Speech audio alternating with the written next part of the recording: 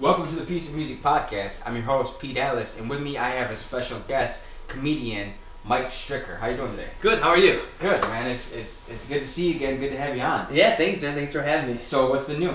Man, I've had a lot going on. I mean, comedy life. I just celebrated my 30th birthday last week, which was cool. Happy belated. Thank you. It's the golden birthday, too. Yeah. So my lady did some nice stuff. You know, we had a good time. Had some Did a little food. bit of celebrating? Yeah, definitely did some celebrating. I was trying to lay off of drinking a bit. Yeah. Not that I drink too much, but I was just like, I stopped drinking pop last year. I was like, let me see if I can cut out the liquor. Congratulations. Yeah, thanks. I made it with the pop, but about 3 weeks with the liquor, and I was started having a drink. So what do you mix with now? Do you actually mix drinks, or do you drink like beer? Or I'll have some beers. I like Moscow Mules a lot too.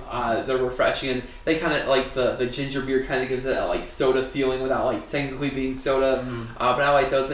But I'll have like 2 drinks when I go out, maybe a shot of like whiskey, but like I don't have like a case, you know. Yeah. So like it's nice. Like I don't feel awful for like days afterwards. Yeah. So yeah, that's. So you notice a big health difference?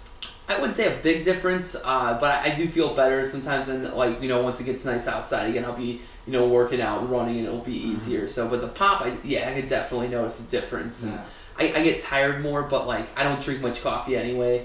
And I'll, before like a big show, I'll have like a Red Bull, like 1 Red Bull before like a big show.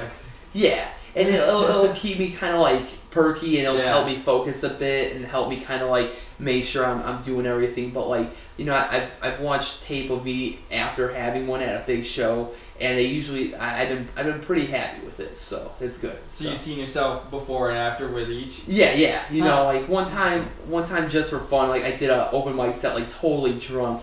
And it was just awful, and I was like some people do this at like all the time. shows. Like, this is what they do. Yeah. Yeah, like there's people who just like smoke a bunch of pot and drink and then go on. It's just like, man, like those guys are nuts, man. Because like I could never do that. Like I don't smoke pot anyway, but like I could like drink a little bit, like have a beer, but like man, people who go on Reddit, it's like, man, how do you do that? Like it's crazy. Yeah. So there's that. I'll be in Vegas in a couple weeks doing a couple comedy shows, but doing some vacationing too. Tell me about that. Yeah. Well, I'll be there in 2 weeks. I have a show off the Strip. I guess 2 weeks from yesterday. I have a show off the Strip, and then I booked a show at the new comedy club inside of Bally's on the Strip, which is cool because I know that's like not so much a big hotel that people go to now, but it's on the Strip. It's a classic name though, and it's on the Strip, and the number of comedians get to perform on the Strip isn't super common. But and I'm only getting like 7 or 8 minutes, but I'm gonna make the most of that 7 or 8, and it'll just be cool. Gonna be there anyway. You might as well do as much as you can while you're down there. Yeah, and it'll be cool because we're gonna be right like across from the Bellagio. So I thought after the show it'd be cool to go kind of watch a fountain show and grab some champagne with my wife, and it'll be kind of a cool just kind of moment. It's like, hey man, am I TV famous? Like, no man, I'm not, but I never really expected to do this. So I mean, that's still really cool for me, and I'm really excited about it. So it'll be fun. So you just got married last year, correct? Yeah, I've been married. It was October 14. I got married. So okay, so a little over a year. Yeah, a little over a year. We things are great. I mean, we dated for 7, 8 years before we got married. Really? So I mean, yeah, people. I look real young when especially when I'm shaved. Like people think I look like I'm 12.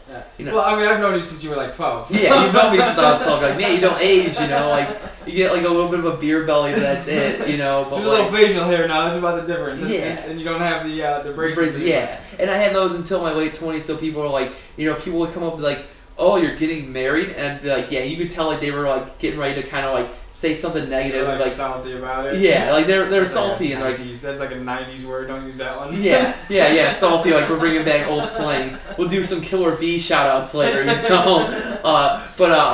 they're like, well, how long have you been dating for? Like, oh, like 8 years, and then immediately goes from negative to like, oh, cool, like you'll be fine. Like this is well thought out. It's like, yeah, man, like what did you expect? I thought you were just still a little kid. You had braces yesterday. I didn't know you were married. I didn't know. Like I have this joke where I talk about like even when I mention I'm married on stage, like sometimes there'll be people who are like, boo, I'm like, look, man, like I don't understand why you're booing. If you love somebody, if you've taken the time to get to know each other, it's like those Goosebumps Choose Your Own Adventure books. Like we're doing like the 90s throwback, right? It's like if you take the time to get to know somebody and you get married for the right reasons, you know, you'll go through the longest path of the book, and then eventually you'll get to the end of the book, and it'll be happy. But it's like, if you meet someone on Craigslist when you're 40, and like, you get married like 2 months later, the next page is just gonna be like, you died, the end, you moron, you know?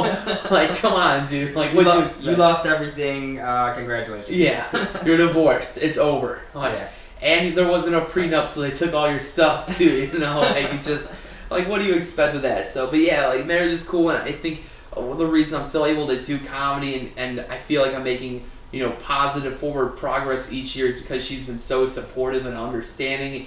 And it's just like that's vital and that's so huge. She's been there from the beginning of your comedy career. I mean, she's been there since before, you know. So she even encouraged you to get started. Yeah. You know, like I told her I wanted to try it, and she was cool with it, and she's been cool the whole time. And I think there have been moments where it's like I've had like a good show, and then like, you know, she just kind of asked me like, you know, like she wants to make sure my priorities are there. They are, you know, like and I'm in a position right now where I'm able to balance everything really well, and you know, and it's been cool. And having a woman that cares about your future is important. It's good. Like, you know, I had an ex-girlfriend that we got to that point where I wanted to veer off into music. Yeah. She wanted me to have my priorities together, and I didn't.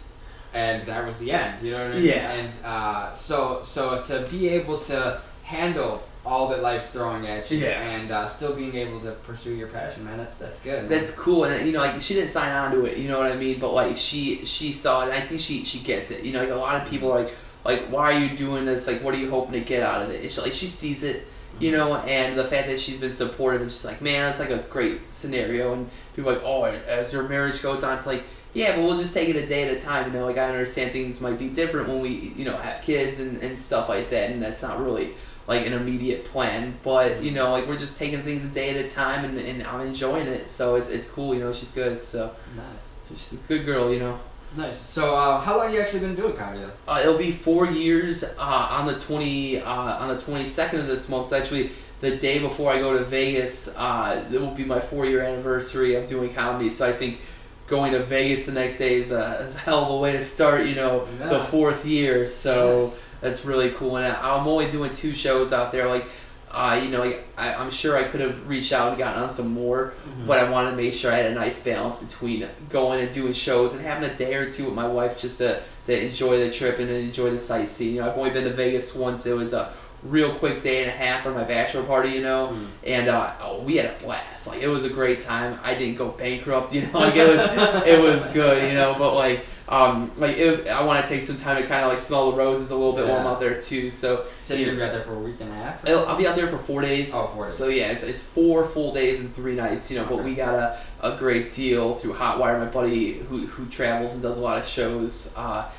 told me like, hey, check out Hotwire, and I was like, okay, and I did, and it was a game changer from Hotels.com. Like, it was a huge game changer. Yeah, the trip was cheap too. So I'll have to check that out because I want to get back down to Austin. I went down there a few years ago, and it was so amazing down there. Oh, I love Austin. Yeah, I went there for work one time, and I was there for 2-3 days, and it was a blast. We went there for a summit, and the company that had us out took us out every night. Like, there were parties, like private parties. Everything was like open bar. All the food was free. And the first night they took us to this like oyster bar. And they had these giant like ice buckets full of like clams and oysters and like king crab leg and shrimp cocktail, and I'm like going to town and I'm drinking wine, I'm having beers, and they're like, oh, did you order your food yet? I was like, well, what do you mean? Like, did I order my food? Like, this is amazing. I had this like mac and cheese, and I look at the guy next to me who works for this company in Baltimore. I just met him, and we hung out like the whole time. He was just a cool dude, and I was like, dude, like, what are you ordering? And he looks at me, and just goes, I'm getting the biggest, most expensive steak on the menu. And I was like, yeah, I'll take what he's getting, you know? Like, I was like, we weren't paying for anything, and it's just like, surf and turf, why not? You know, when in Austin, you know. So like, that was one of the biggest things I really liked about Austin is like the hospitality. I mean, in Texas in general, because I was able to hit up a few places around Texas in that area, within about 100 miles of there. So, and it was really amazing. But the open mic scene was hugely different. Yeah, it's so unique down there. I don't know if you had a chance to hit up down there. I did get to perform while I was in Austin. Where did you actually go? I forgot the name of the place. I think it was like the Tap House or the Tap Room or something. But it was in downtown Austin, and it was like a block or two over from like the Boys Town block over there, which was interesting, and not that I got like a beef or anything with like gay people or anything. Like, I don't. It's like I noticed it was Boys Town. Like you walk past the place and it's like a window display, but instead of like a girl mannequin in a prom dress, it's just a dude in only like leather shorts just dancing on a pole, and I only remember it because I was walking down the street with my coworker and this drunk guy was like about to like fall into her, and I pretty much had to like push him into the street and pull her away so this dude didn't just like eat it like right onto her and just like knock her out. Like it was almost like a drunk guy like tackling her, and I was just like, whoa, crazy. But yeah, like Austin was cool, man. We walked to Stubbs the one day because I wanted to see it because that's like a legendary venue. Yeah. And I still love music so much. Like I never played. I support live like music and going to shows, and like it was cool going in there being like, man, all these amazing artists who perform in this little tiny place, and I got a T-shirt. But like there's blocks up to there where it's like, there's like a homeless guy sleeping in a garbage bag, and it's just like nobody bugged me though. See, I didn't see a whole lot of that. I went to LA 2 years, I guess it's 2 years ago. Right? Yeah. And it was bad out there. Like it's not like I'll never go again, but it was like not too far from where I was staying, there was like bums laying under the street on the viaducts, and there was a lot of people coming up to you asking you for stuff. And it was dirtier than even Chicago. Yeah. And so I was a little disappointed because I thought that LA would be the place to go. Like, but Austin was by far. And what I was saying about the open mic stuff is up here they have a general whatever where they will sometimes charge you $5 to perform at an open mic. Yeah, that's so lame. Which is ridiculous, and I don't go to those, and I don't recommend you go to them either, because if you stop, then maybe they'll stop. Yeah. But in Austin, what I noticed, it's almost the reverse. That not only do they not charge you, but they give you drink tickets. Yeah. And I thought that was like, like not that I'm like an alcoholic and I need to drink before I go on stage, but it's like they cater to like, okay, we've got a decent crowd. You might want to loosen up a little bit. Yeah. Have a couple drinks, and I thought that was like, that's like a true artist who knows. Yeah. And is like, I'm gonna help these other artists out. That's cool. And I thought it was amazing. Like I connected with those people. Yeah.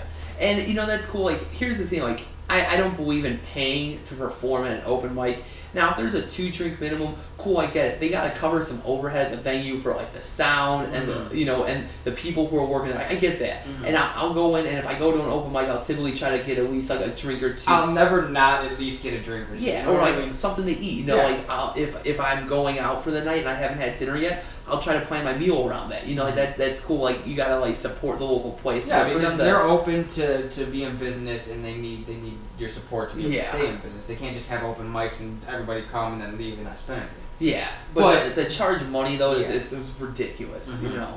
I'll never get that. It's like a Chicago thing more than anything. I feel like we have like that biggest market of pay to play. Yeah, it's ridiculous. I think pay to play is stupid. I think if it's like they want, like if you're performing and they want to see you like hustling, right? But it's like, man, like I want to see you sell some tickets, get some people out to the door, like promote. But it's not like, oh, but if you don't sell this many, you have to buy them out. Like that's stupid. Yeah. And luckily I haven't had like bad experiences with that. A lot of the people like, hey man, some big name, like comedians coming through or something. Like, hey, there's an opportunity to perform. There's 1,000 comedians in this city, and there's a lot of them that are even funnier than me. Like for sure. Like I don't like to think I'm working my way up, but I got a ways to go, and I know that. But like, but for me, it's like cool. But the combination of really promoting it and getting people out and trying to deliver a quality show, that's very like few and far in between. Like the combination, there's guys who go out there and straight kill it on stage, and they don't have any marketing ability, and there's guys who have tons of marketing ability, but they haven't put in the time on stage, so it's like trying to find that good mix, and I think I've got a good mix, but at this point I'm pretty savvy with the marketing and the business end. I just want to focus on my art. And I guess it's cool to kind of identify that and keep working on that. So yeah. Yeah, I mean that's an interesting thing. As independent entertainers, we're always having to wear many different hats. You know, and it goes from comedian to cartoonist to actor, actress to musician.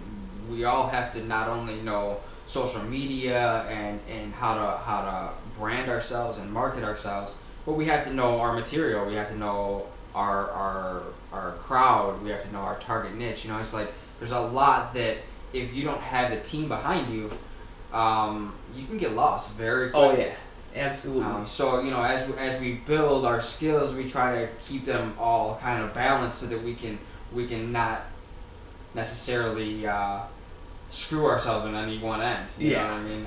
So that's why I like talking to different entertainers, you know, such as yourself, because it's always such a struggle, and to see how other people are doing things really opens my eyes and helps me to see, and I hope that it also helps some of my viewers to see, you know, what goes into making music. You know, some people are like, oh, you look like you got a good thing going. Oh, you look like you're doing very well off, and it's like, but you don't know behind the scenes. Like we have to put on kind of this. I'm not gonna say it's fake, but we have to put on this facade of like we're doing well. You know what I mean? Like, look at us. You know? And sometimes, like, you turn the camera off, and it's like, I need to go get something to eat. I don't have any money. And that's what it is. And it's weird because I've had some really cool gigs, you know, that I've been very grateful for, and I would call partially lucky to get, you know, and I put a lot of hard work into it, and then, like, people will come up to me afterwards, and like, you know, there'll be like 300 people at these gigs I'm opening for some big name guy, and they'll be like, man, you must have made bank, man. You must have made like thousands of dollars off this. I'm like, whoa! Like, time out, dude. It's like, honestly, and I wouldn't say it's like, I probably made like $150.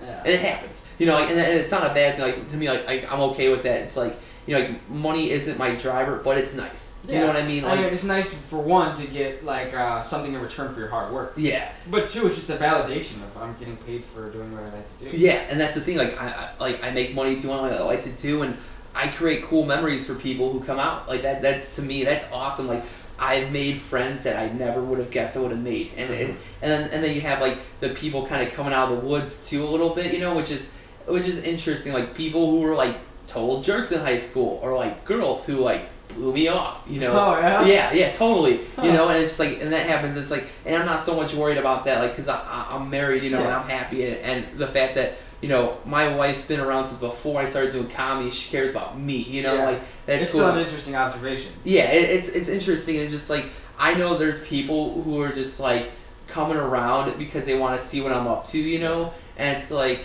oh, okay, you know, like, it is what it is. Like, I try to be nice to everyone, and, you know, I believe that everybody deserves an opportunity to kind of, like, you know, make amends. Yeah, make amends, you know, and it's just that's important to me. And there's very, very few people who, like, I won't, like, talk to or whatever, but it's like, I'm willing to give someone a chance. If someone comes up and they're like, hey, and they're cool, man, like, no beef, you know, like, it's all about staying humble, you know. It's like, it as we get bigger in what we do, as we become more successful, that it's harder to keep that humbleness, because it's hard for us to interact with other people when they see just this one side of us, and they come to see that side. Yeah. You know, and so it's sometimes challenging to keep that demeanor of like, you don't really get it. You know what I mean? Yeah. Like, but at the same time, like, it can be frustrating to have to time and again see some people that really don't care about you. Yeah. You know, and so, but, you know, at least your name is starting to generate that buzz, and that's big, because even if the people that weren't necessarily your friends, maybe they're talking to people who will like you. You know, you never know where that door is going to lead to. Yeah. So that's important. Yeah, you're right. Like, staying humble is so important. Just like trying to be positive and trying to be like respectful of other people. Like, the truth is, like, there's people who have done like dumb things, you know, or like things that are just like not respectful. And so all I do is I've done that. Yeah. You know, like, everybody's dealt with that person, and my whole thing is like you can try to slow me down, but there's no one person who can stop you. there's no way could stop you, and if you let them stop you, that's on you. Yeah. So just like work around them, go somewhere else, go a different direction with it. Work around that person, and that's important. As long as you keep treating people with respect, people are gonna see like the work you're putting in and understand that like you mean well. You want to do what you love to do, and that's important. So being authentic, as well. Just showing people that even though this is a side that I have to like glamorize for you to see, it is really still me. Yeah. It might not be the full. I might have to cut off some pieces and round my edges a little bit. Yeah. But this is who I aspire to be and who I have become. Yeah. So moving on from that, what else shows you got going? Right now I'm kind of in like a booking phase where I'm like I've got stuff booked. I've got 6 shows this weekend in Mundelein at a high school, and it's kind of weird, but it's like I guess it's like a fundraising thing. But between the 2 nights, there's going to be like 7,000 people there, and so that's amazing. Yeah, it's huge. And I don't know how big the room for comedy is, but basically what I've been told is that it's an awesome opportunity for exposure. You're helping a great cause, and then I imagine an auditorium or gymnasium. Yeah, probably, very, very likely. And I'll have my business card. And they said that some of the bands who play this event, because it's like 2 days, some of the bands who perform book like their whole year's worth of shows just from the networking opportunities, So really, so it's a school like what, like a college? It's a high school, and they're raising money. I guess it's in like a nice neighborhood, like those that like Lake County. Oh, okay. Lake County's pretty nice. Like there's how'd you get into that? The lady who's producing it, her name's Denise, and she's super sweet. She's a really cool lady. She reached out to me, was like, hey, are you possibly interested in doing this? And I was like, yeah, sure. She sent me the details, and she really wanted to do it, so she booked it far out. Yeah. And I was able to be like, cool. And it's great for me because it's like I work Friday and Saturday at my day job this week, but I'm done by like 4:30, and it's like 50 minutes out there, so I can go out and perform the 3 shows each night and go home, and like everything works time wise. Wow. It just it worked really well. So nice. So yeah, and I mean it counts as 3 different shows each night for me. So I have like my goals and quotas each year, and so those 2 nights are killing it. Because it's like charity helping, and it's booked shows, and so it's like cool. Like that's a very productive 2 days for me. So as far as goals and quotas, what kind of goals or quotas do you set for yourself? I try to raise the bar a little bit every year. So like this year, my goal is to perform in 10 states. Right now I'm at 2, but it's only the beginning of February. And then you're at 2 already this year? Yeah. Wow. So it's only 2. So just Illinois, Indiana, but then I've got stuff in. I've got the Vegas shows, so that'll be a 3rd. I have both shows in Michigan, and then I'm working on Wisconsin, Iowa, and Missouri real soon as well. Nice. So I mean that's gonna creep it up, and then I might actually. The plan is to go to Hawaii in October too, and so I mean that creeps it up real fast there. Yeah. So I'm working on that. I'd like to do 70 total like book gigs this year, like not open mics. Not like some paid gigs or like 70 book gigs. Sometimes like you can get a great gig, but it's not paid, but you go out and do the gig. The opportunity is very high, right, because either you're opening for somebody, there's gonna be a lot of people there, or yeah, there's gonna be important people there, or whatever. Yeah, so I've taken some of those as well. Yeah, and that's a good thing to take. So the goals to have 70, and actually through February I'll be at 19 already. So like January, February were awesome. Wow. with the 6 shows this weekend. And I didn't realize you were doing that many shows. Yeah, like the truth is like I'll do a bunch of shows and I'll try to plug everything a little bit, but if it's a bigger show, I'm really gonna push. Yeah. Like I had the 2 shows last week. I really pushed, and even with like the change and everything that happened, like those were heavily pushed shows. Okay. So. So tell me about this show. You were supposed to open for Gallagher. Yeah. What happened there? So I was supposed to do 2 shows with Gallagher last week on Wednesday and Thursday, and the guy reached out to me about 3.5 weeks out. Now, right off the bat, there were a few things that were kind of like, okay, it's going to be a little tricky. The shows are on Wednesday and Thursday night, which are not prime nights for people to want to go out and see comedy. Mm-hmm. So not only was I'm trying to get like a tough night for people to come out, but I think the venue and promoter really went out to try to book him on Wednesday and Thursday. That's doing him a favor, like they're not booking these shows far out. And so I am selling tickets to this show.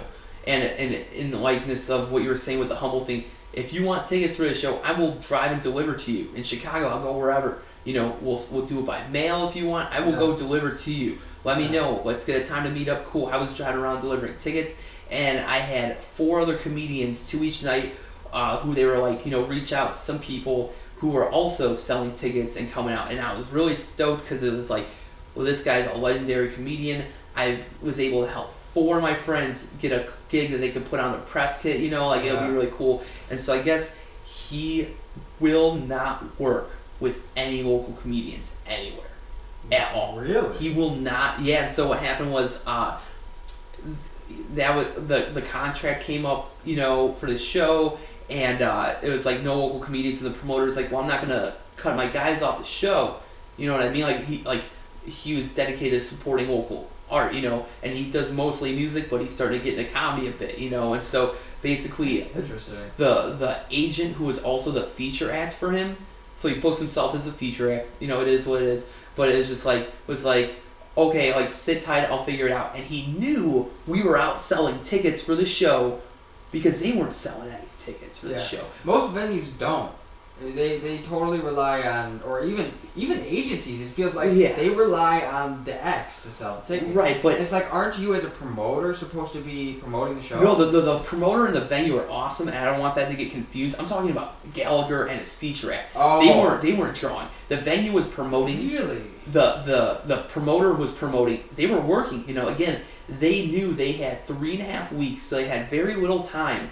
And you know, and they did it on weeknights, so they were pushing, but you know, they asked us to help, and we were cool with it, you know, because we see the bigger picture here. You know, sometimes you have to step away from yourself as a performer and support the promoter and the venue. I mean, these are local groups, you know, and you want to help them out. You want to have a good relationship, and you want to support your scene. One hand washes the other, sort of thing. Yeah. And so what happened was 2 days before the show.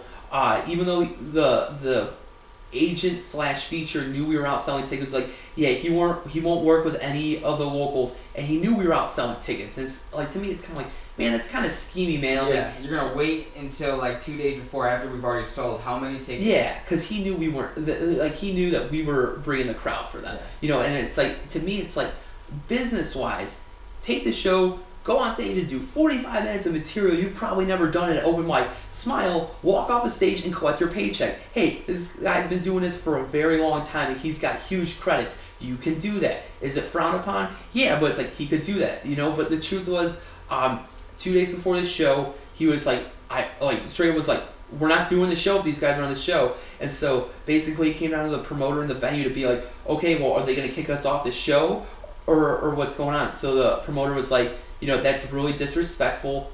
Like, you're not on our show anymore. So they supported the locals, and they took our backs, and they removed him from the show like 2 days out. So he lets me know right away what happened, you know. And basically, I was in a pickle because it's like, one, I had sold tickets to a bunch of friends and family to come out, knowing that there was going to be a big name starter. Right.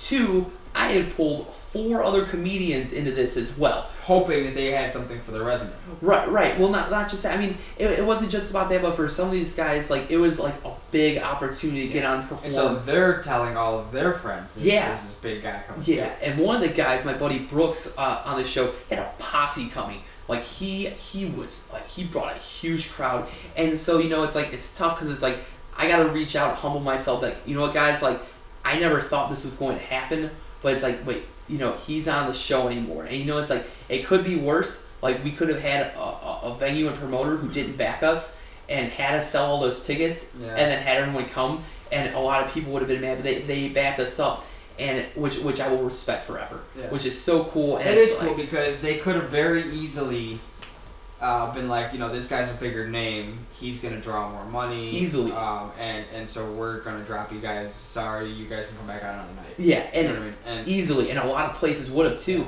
you know. But I think they understood, you know, what was going on. How much work you guys put in, you know? It's like, it's not like this was like the beginning and you guys hadn't sold any tickets, and you know what I mean? Yeah, like, no, who was actually pulling the weight of this show? Yeah, and obviously, if him and his agent weren't doing that, then I mean, between the three of us, the five of us, like, we had done a lot. Like, we had essentially done, like, for the Wednesday show, like, we went above and beyond what, you know. I feel like that's such a negative thing to do. Like, at one point, he was a local. And he did, yeah. And somebody gave him an opportunity. Yeah.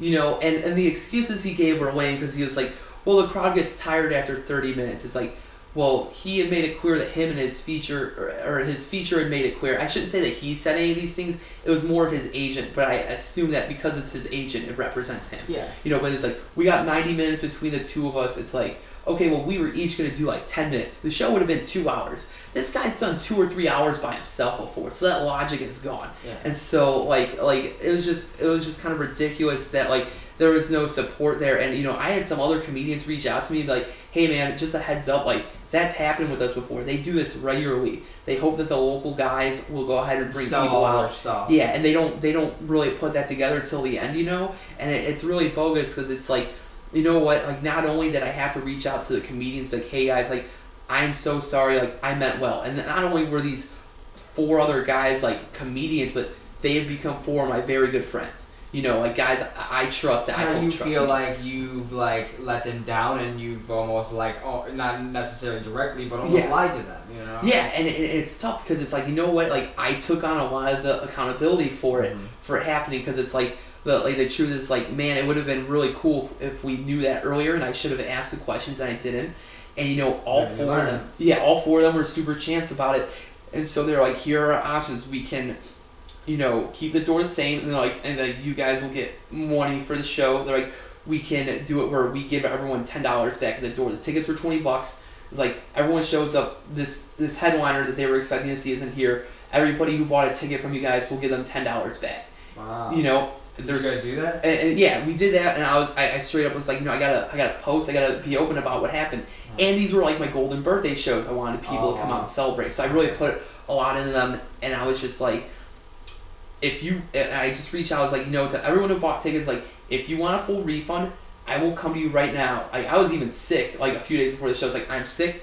I will come right now and give you a refund, no questions asked. And you don't have to feel bad. I understand this is kind of a weird, unorthodox circumstances, like, but if you still want to come to the show, I was like, we will give them hell and give you a hellish show. Like, I will bust out everything I possibly can to have a great show, and we'll do that. And so very, very few people backed out. I mean, I'm talking like 2 or 3, like, very few. And like, the people who backed out, it was more of like, you know what, like, we'll save it for next time kind of a thing. It wasn't even like a bad thing, and I didn't want people to feel bad. They weren't getting what they expected. Yeah. And so, like, that was cool. And so all the other comics had to reach out to their friends and family and do it too. And it was one of the most embarrassing things I've ever had to deal with. Like, I was embarrassed, you know, because like, I really meant well and wanted to do something for my friends. And so it's rough, man. It was rough. And to my surprise, the response we got was, oh, well, we were mostly going to see you anyway.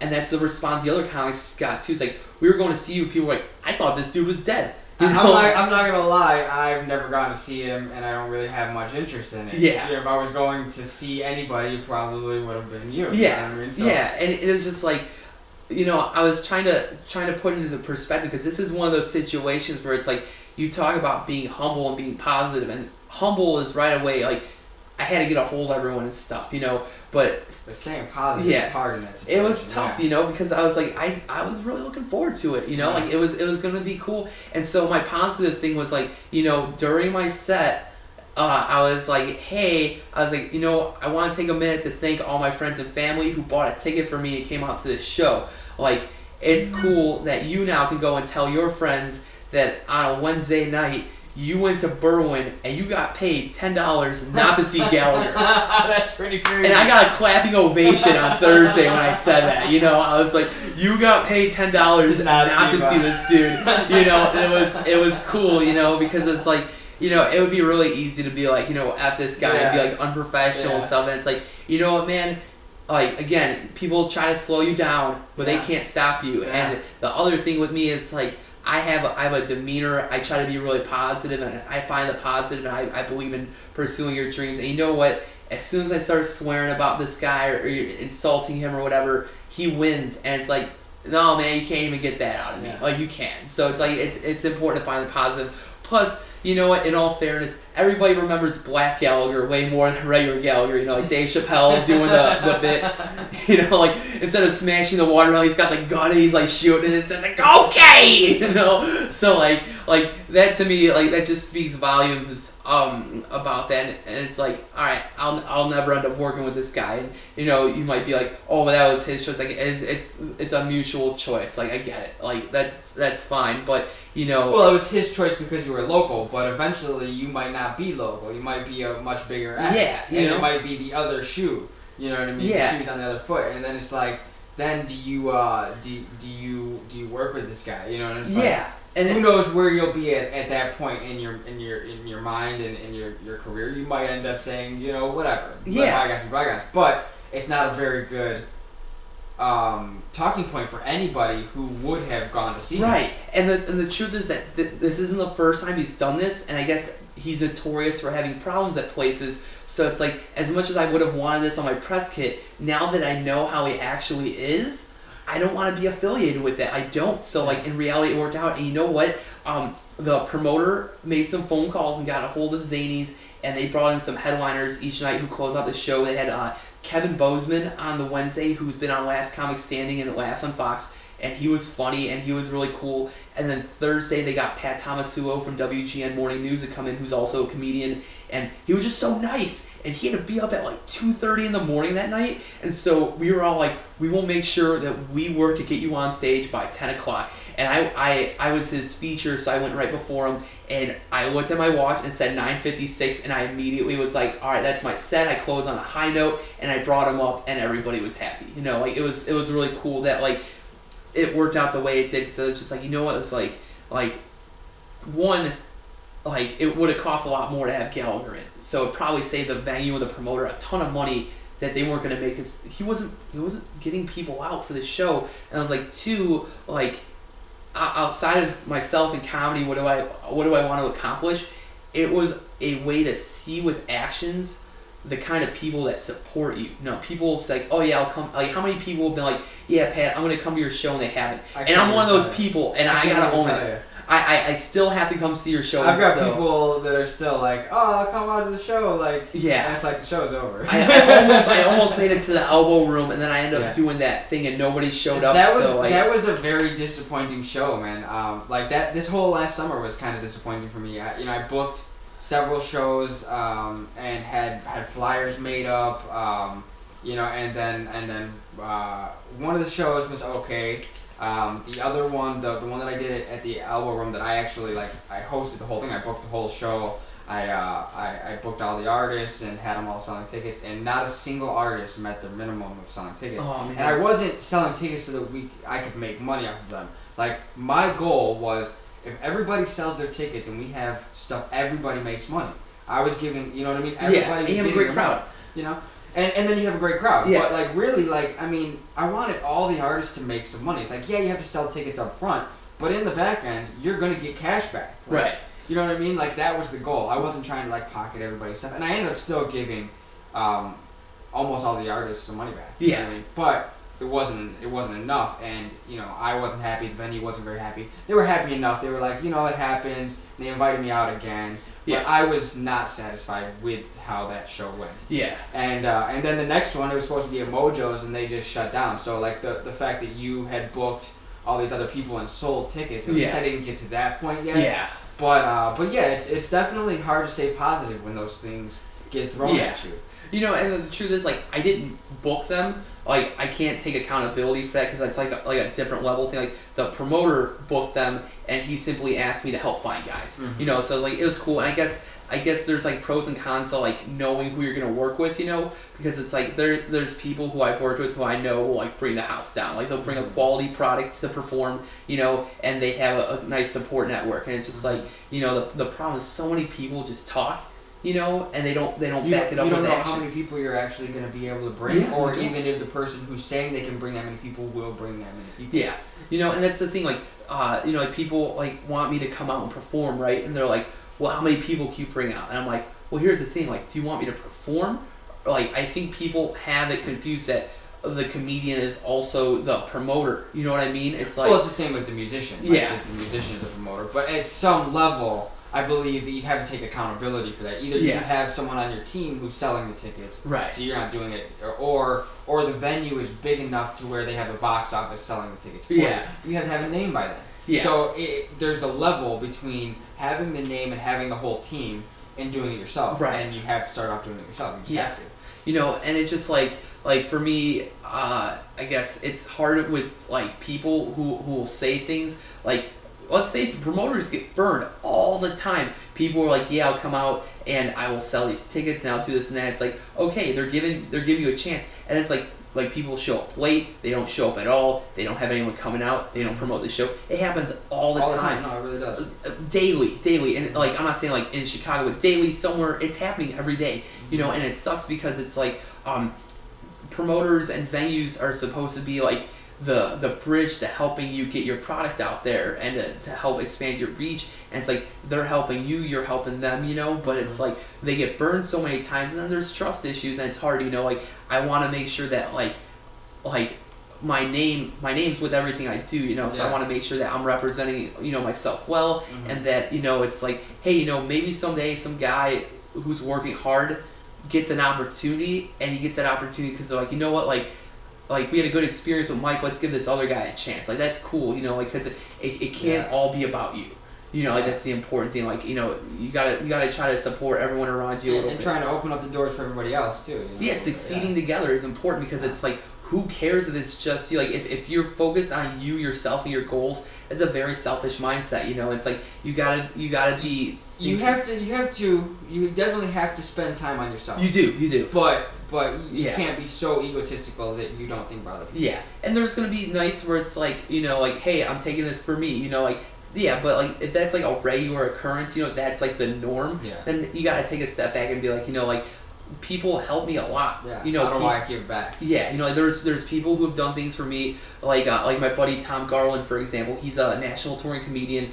He travels with a lot of big name people. Just in April alone this year, he's touring with Rob Van Dam from WWE doing comedy, Kevin Farley, who's Chris Farley's brother, and I'll be doing a show with them on April 23rd. And then he just booked shows with Preston Lacey from Jackass, who's become a friend of mine because of Tom, and is awesome. And then also Danger Aaron and Dave England, also from Jackass. So it's like that's his April, and it's like this guy is the hardest working guy I think I've ever met. Like, he's incredible, and he's done so much for me, and has asked for minimal to nothing in return. And it's just like, you see that, and you're like, wow, like, how can I be more like this? Yeah, you know, it's like he's making it happen for himself, but it's ridiculous to see how much he does for other people. Yeah. His brain is always on. I'm just like, I don't know how he does it. Like, it's incredible, and it's inspiring, and it's just like, you know what, like, and he deserves every good thing he's got coming to him, you know. And it's just like, man, like, that's the inspiration. That's the bar, man. You know, I have a producer that's actually producing my next album, Find My Way, and he, you know, I was telling you a little bit beforehand. I've told all of these people as well. He's produced for Common, and he is like to me a local staple in Chicago. Yeah. You know, he produces tons and tons of independent underground artists, and you know, he does his own thing, and he's got a lot of his own stuff out there. So to me, like him helping out all these other people, including myself, it's helped me to be like, okay, what can I do? Like, this is cool. Like, I wouldn't have had this opportunity without him. How do I help other people? What do I have going on in my life? And that was one of many reasons why I started this podcast. It was like one, I wanted to be able to show the people I know, him, you, all these other talented people that I know. I mean, I've got so much talent that I've seen growing around me. Yeah. That I know some of us are going to be successful. Like, I'm without a doubt. Yeah. I'm just hoping that a good deal of us can be successful. You know what I mean? And that I can help in some way along the road for all my friends and stuff like that too. So. And it's cool because, like, success is different things for different people, you know, and that's important. Like, you know, you say successful, I think a lot of people think like famous, rich, on TV and stuff, but for some people, they're really shy, and success to them is having a great 15-minute set that they can do in front of people that they never thought they could do. That's success to some people. Like, I've already done more than I expected to do with comedy. Like, I never expected this, you know? And so to me, it's like, I already feel successful, and that things are a bonus. You know, like the first time I did it was kind of on a whim. You know, like the bartender, a friend of mine at Cigars and Stripes in Berlin, was like, you know, do you want to try open mic? And I'd been thinking about it, but I didn't, you know, do it. You know, and I went out and I did it because of her, because she was like, she put it on the table. She's like, you know, we got this stage, we're doing it tonight. Like, she put it on the table, and so I was like, cool, I'll do it this one time. And then what ended up happening was, from that first time, I ended up getting a show offer at the Double Door. You were there. That was my first paid gig. That was my first real gig. Nice. That was it. You were there, and I always remember that. Like, that was cool, because I know, like, it's a distance from here. It's like a solid hour, you know. So that's why I'm like, you know, like, I'm putting it on the record. As long as I'm not doing something absolutely insanely awesome, like where I can't say no, your next show I'm there. Like, I'm going to your show. I'll be there. Like, hopefully it's not super far, you know, whatever, anywhere within Chicago or the Midwest. You know, like, I'll be there. But it's like, yeah, that was my first, like, big show. Nice. And I didn't even know that. I just knew that you were doing a show, and I was like, I want to support him, and it just happened to be the first one. So. Yeah, that was my first show, and we packed the place out too. Yeah, it was pretty good turnout. I was like way in the back. Like, you were sitting on the stairs in the back of the place. You know, it's like they actually said to this day that was the biggest like turnout to see one of the shows that my buddy ran there for like 3 years. He said that was the biggest turnout. Nice. So that was really cool. There were a lot of great comedians on the show. You know, people were coming up to me after, like the comedians afterwards, like, I thought this was gonna be a garbage show,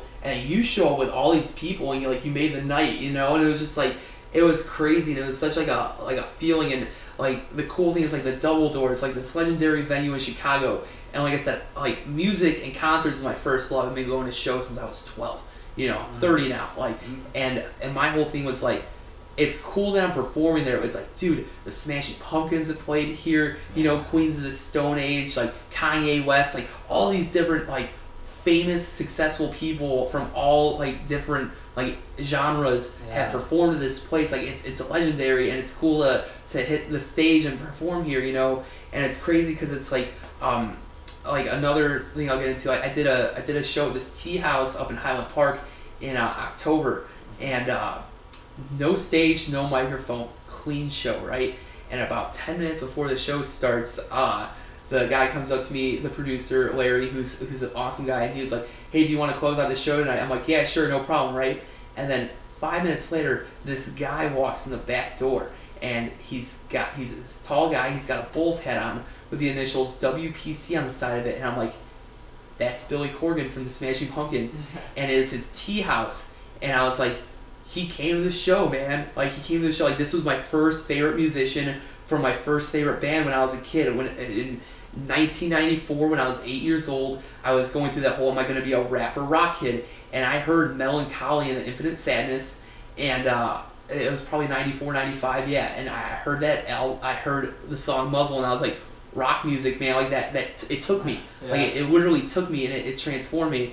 And my first favorite musician walked in to a show I was performing at. There was like 30, 35 people at this place. No microphone, no stage, and it's Queen. I'm nervous now. I got nervous, dude. And I'm doing Zanies for the first time 3 days after this. I'm nervous. And I was like, okay, there's no way this guy stays for the whole show. And he stayed for the entire show. Wow. And he saw me do my set, and people said they looked over and they saw him laughing, you know, at jokes that I was telling, and it was crazy, like, and it was incredible. I haven't really gotten nervous since I, you know, like, I went to Zanies 3 days later, you know, and they're like, it's your first time doing Zanies? It's like, yeah, you know, my friend Dobie Maxwell invited me to do his show. He's been on, like, David Letterman, you know, doing comedy, you know, and he's probably, like, the veteran of the Midwest. Like, he's been doing this forever, and he's a pro. And he invited me to do a show. I was like, I'm not really nervous. And like, why? He's like, well, because there's a stage, there's a microphone, and Billy Corgan's not standing, you know, 20 feet away from me. You know, it was really cool. It was one of the most unforgettable things. And to do both of those in 3 days, I just like, man, I was on cloud nine. I was like, is it like, I get that I can make more money and that, you know, I will do this or that, but will it ever truly get cooler than this? Like, I have no idea. Like, it was just unreal. Wow. Like, very cool. I like sharing that story with people just because it's like, again, who am I? I've been doing this for just under 4 years But like if you've had some amazing opportunities for not doing it so long. Yeah, no, I agree, and like I said, a lot of it's been luck, but I've been working really hard, and you know, if I'm not on stage telling jokes, I'm networking, I'm writing jokes, like I'm doing something every single day. Yeah, like and it never stops. That's what we have to do as independent musicians. We always have to be wearing some sort of hat that's pushing that dream forward. Yeah, you know, I'm thinking of a joke, you know, like things we were talking about before we started recording. I'm like, man, maybe I could use that. You know, like the Vince McMahon action figure joke. I've got 7 WWE Vince McMahon action figures. Ask me about it sometime. We're not going to go into that, you know. But so I've known this guy since we were kids, and that's how the story came up. I used to go to his house, and he had the biggest pile of action figures that anybody's ever seen ever. And wrestling action figures. And it was quite the spectacle. It was pretty cool.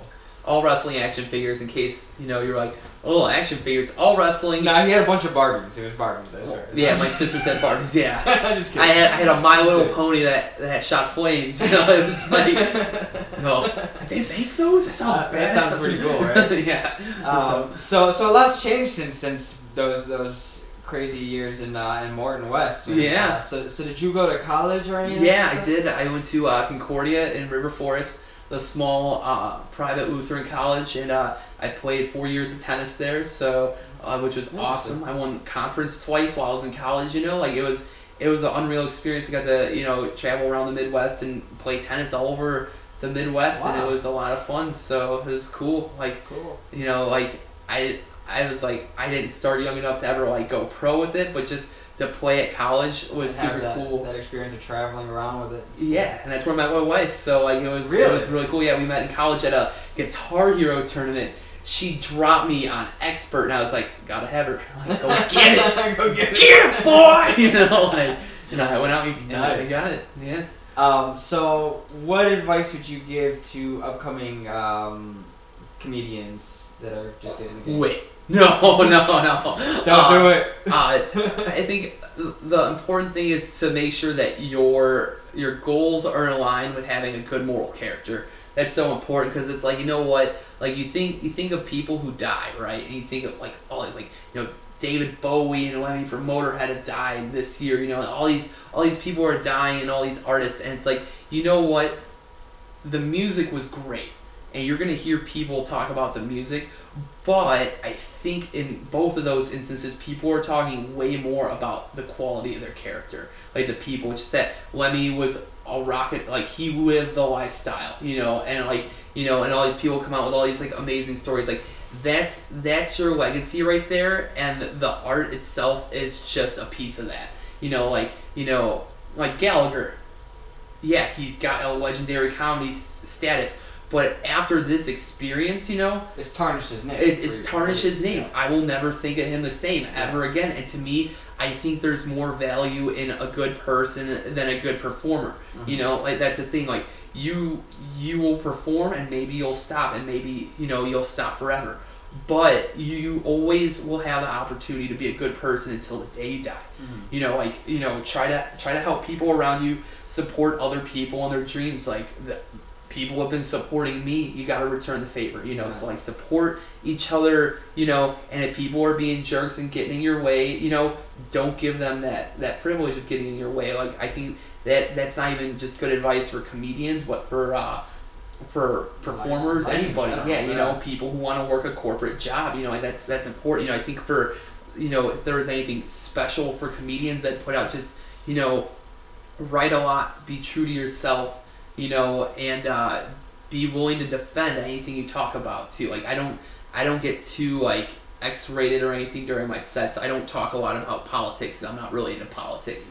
I don't talk a ton about religion. I started a little bit recently, you know, but it's like, you know, I've had jokes that have been a little edgy, and people will come up to me after the show and be like, what's the deal with that joke? And I'll simply explain it, you know, to them, and people will back off. Like you got to be willing to defend your points. You know, like your comedy has to represent you. And you're not always going to make everybody happy. You're not always going to make everybody understand your point. And even if they do, they might not necessarily appreciate it or respect it. Yeah. Don't waste time on those people. Invest your time into the people who get it and want to be there for you. Exactly. So, because you're always gonna have those people. You're always, exactly. Always gonna have haters. So, where can people find you? You could find me on Facebook. It's that's Twitter. Still waking up. Facebook is facebook.com/Mike Stricker, STRICKER comedy on Facebook. On Twitter, you could find me at Mike Stricker _. Somebody had just Mike Stricker. They don't use it. And I don't want to be like, hey man, I'll give you money for that. Like, people just take up all those Twitter handles. My Patrick Dallas was taken on Twitter as well. Yeah. You had to get back on it in like 2007 or 9 to like get the good one. But my Stricker _ was cool, and I'm never gonna change it because I've had 2 of my tweets on at midnight on Comedy Central. And so I won't change my profile picture or my Twitter handle or anything ever because it was cool to have those like on TV. So so now people see them, they see you there, they know, and it's like a branding thing. Yeah, to me it's like, oh, I'm not changing it now. Like if I could go back, it's like, would I have thought about it a little bit? Yeah, maybe, but it's cool. Not, I don't like having the numbers in there because like I do social media for a day job, and like I don't know, I just think the numbers could kind of take away, So like the _ was a cool way to kind of get my handle without actually, putting. So I just put like music at the end of mine, PL's music or something. You know what I mean? Just some way to still be me, but to know, like, because if there's actually another Patrick Dallas that's a musician in Texas. Yeah. So it's like that's hard. You know what I mean? Yeah. Like, I can't use that name even though that's my real name. You know what I mean? Yeah. And so I use P Dallas, but there's a lot of like Paul Dallases and other Dallases that will use the P. And, and so like with different email addresses, sometimes I can't get all of those either. Yeah. So PeaceSum grew out and nobody has PeaceSum. So So vintage. Vintage, and it's mine. Don't steal it. Yeah. Oh man, that's how I was gonna make my gas money coming out here. I was gonna steal some of your PeaceSum stuff and sell it on Amazon or something like. Oh man, it's a long way out here. You gotta make the money somehow. Yeah. All right, so thanks again for being on. Absolutely, dude. Thanks for having me. Make sure to check out Mike Stricker comedy. Go see him. Go to a live show. Support independent entertainers, and check out more at youtube.com/PeaceSum. Or you can check out on Spreaker. This will be synced there as well. Same thing, Spreaker.com/PeaceSum. Thanks and have a good day.